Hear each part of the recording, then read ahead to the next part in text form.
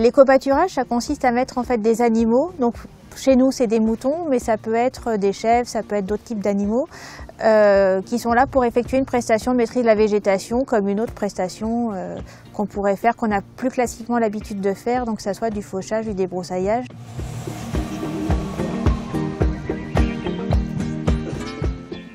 Alors quand on a démarré en 2015, l'idée c'était de trouver des sites qui nous posaient problème par rapport à certains types de végétation. Donc on a focalisé notre action sur la lutte contre la renouée du Japon. Donc c'est une plante qui à partir du mois début d'avril peut pousser de 10 cm par jour jusqu'à atteindre 1,50 m ou 2 mètres de haut. On voit actuellement de la renouée pousser dans les PAI, dans les centres de signalisation, s'insérer partout, et y compris sur la piste et bientôt probablement en voie.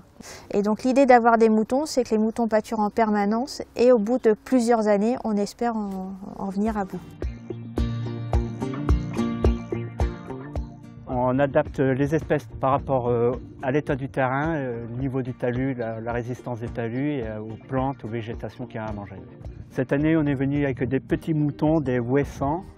On a changé de variété, comme les 2 ou 3 premières années, on était venu avec des plus grosses bêtes pour manger les renouées qui étaient plus importantes qu'actuellement. Il y a 4 ans, en fait, ce site était complètement différent puisque en fait, on voyait même pas le bout du portail au fond, parce qu'il y avait des cannes de renouée qui étaient très denses. Et aujourd'hui, le site a vraiment évolué dans le bon sens. On a ciblé en fait nos talus pour que ce soit des talus escarpés qui nous coûtent assez cher en entretien et pour lesquels en fait l'éco-pâturage nous permettait d'utiliser une méthode alternative aux méthodes classiques, mais aussi pour lesquels on avait un retour sur investissement qui était favorable. Voilà, puisqu'on est toujours dans un objectif économique. Je voulais une démarche qui soit 100% en sécurité.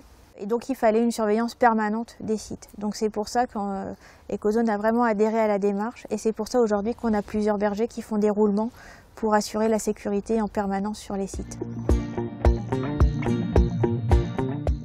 C'est un avantage et rapprocher la campagne vers la ville. Je vois que chez les Ouessants, ce sont les meilleures débroussailleuses écologiques.